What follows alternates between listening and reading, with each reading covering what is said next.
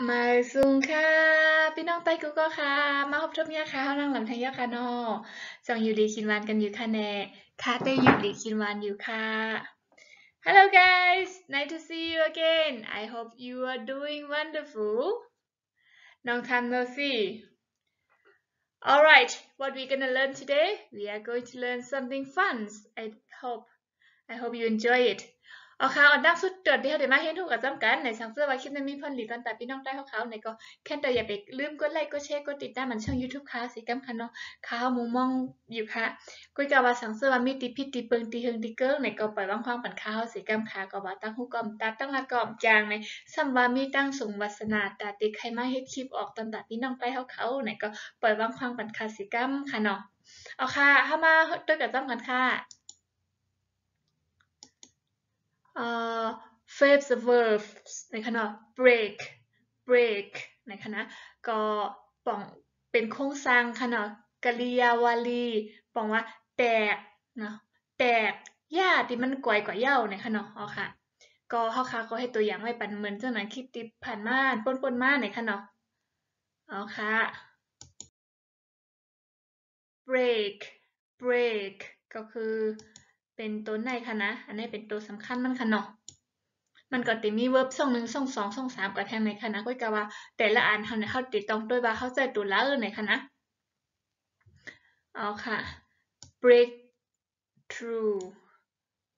break away break in break up break off break out break into ในค่ะนะเอาค่ะก็เข้าค่ะก็กว่าตัวกันค่ะเนาะว่ามันเป็นจังหืออ๋อค่ะเข้ามาตัวกันค่ะเนาะ My motorcycle broke down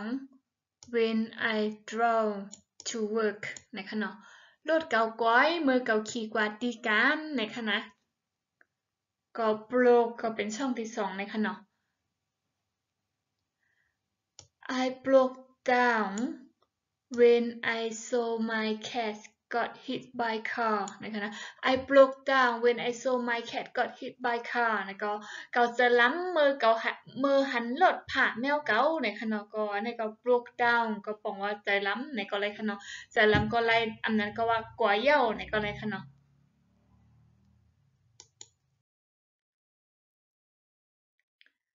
I broke in the window because I forgot the key I broke in the window because I forgot the key นะคะนะก็เกาย่าเขาพักดูปะแต้งก็เปิดเกาลืมกุญแจนะคะเนาะก็เมื่อไหร่ก็คาเลยลืมคาลืมกุญแจเขาหอมอะไรนะคะก็ต้องเลยแต่ก็คาก็ไม่ได้ยากพักดูปะแต้งเขาค่ะก็ว่ามันสูงนะคะขึ้นไร The fireman had to break into the shop to help the dog The fireman had to break into the shop to help the dog นะคะนะอ๋อค่ะก้นโหดภัยไหลยาเขาล้านตาจอยหรือมานะคะเนาะก็ break into ก็บอกว่าจะเขาต้องยาเขาอะไรในนั่นนะคะเนาะ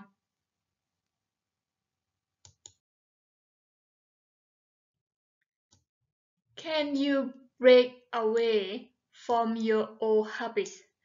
Can you break away from your old habits นะคะนะก็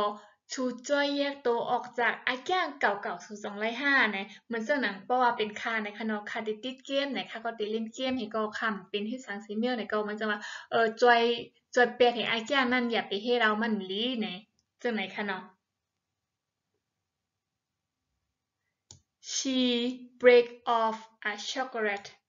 and gave it to me. She break off a chocolate and gave it to me นี่ก็ break off ก็มันจังว่ามันเป็นอีหยังที่มันใหญ่ๆให้ก็เฮาหักครึ่งนึงเฮาย่าให้มันแตกให้มันแล้วนะคะเนาะเอาค่ะ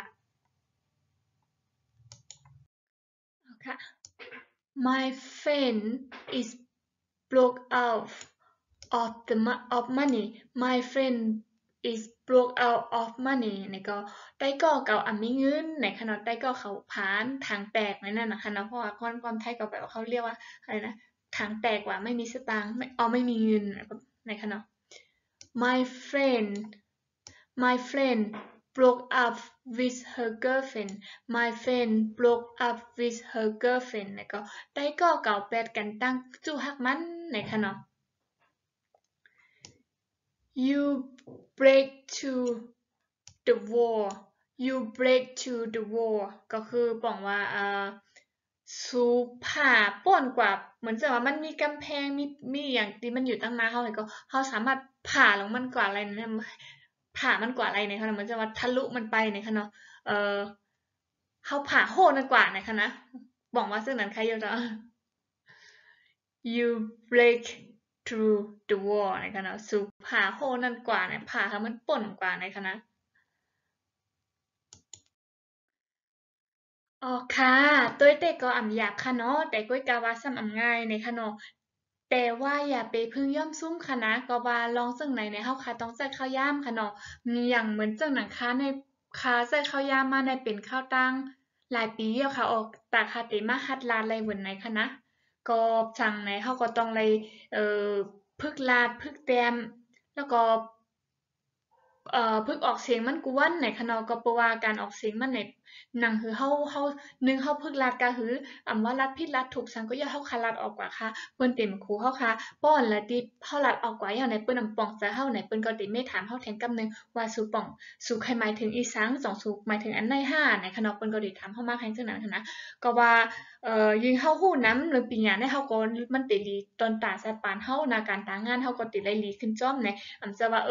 กำให้ฮู้มันจะเจ้าของมันจะภาษาของเกาก็ติกว่าฮู้เฮ็ดจั่งใดอย่าไปวนจังนั้นค่ะเพราะว่าเฮาฮู้บ่เฮาวนจังนั้นเนี่ยก็เหมือนจังนั้นว่าเฮาก็ได้ล็อกตัวเฮาอยู่แบบในมุมของเฮา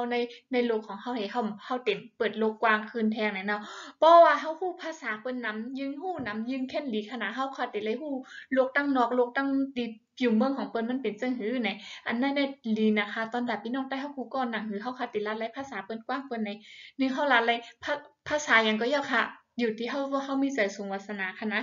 แต่ว่าค่ะแต่ก็ค่ะติตั้งใจเรียนภาษาอังกฤษกว่าซั้นพี่น้องใต้เฮาเขาไหนก็ว่ามันเป็นอันที่ค่ะสูงนะคะสูงไข่ฮู้ไข่หมอมาแต่มื้อละค่ะก็กว่าชื่อจะอุกมันมาเหมือนจังว่า ABC ค่ะก็ยังซึมไปหมอค่ะมื้อนั้นค่ะนะค่ะก็มาชื่อจะอุกมาสิที่มันเป็น2ภาษาเป็นภาษาใต้ทั้งภาษาอังกฤษค่ะนะเขามาฝึกอ่าน ABC เอ่อ เฮาไลอะลอเทแล้วก็พึกอ่านคาเต็มพึกตั้งแต่หนึ่งมันค่ะแต่ว่าคาเตพอคาฮู ABC มันยาวเนี่ยค่ะก็กระโหลดขึ้นมาเป็นพึกอ่านพึกลาดพึกอ่านแล้วก็แบบบทสนทนาของเขาว่ามันเป็นจั่งหือไหนค่ะเฮ็ดมาจั่งไหนคะอ้อบ่มาถามค่ะว่า grammar กับpositive เปิ้นฮ้องอิหยังก็ที่แบบโครงสร้างของแต่ละอย่างซึ่งนั้นในคำฮู้ค่ะคำหมอค่ะก็ว่าคำในก็ฮู้เรียนคำและเรียนในค่าหอคำหมอติค่าลัดไลก้อยในค่ะเนาะอ๋อค่ะวางความหวังสิกำคณะเพราะว่าอันละติคำลัดไลติคำจอยเหลือพี่น้องใต้เฮาเขาไลในแต่ค่าก็ติคัดเจอค่ะค่ะพยายามดีกว่าหา Google แล้วก็ถามออกมาว่าอันนี้ปองว่าซึ่งไหนในเขาเฮ็ดจั่งใดค่ะกูว่า I hope you have enjoyed this video and hope to see you again soon. Thank you for watching, guys. I'm so glad you are here today. Bye bye. มาเลยซุงค่ะ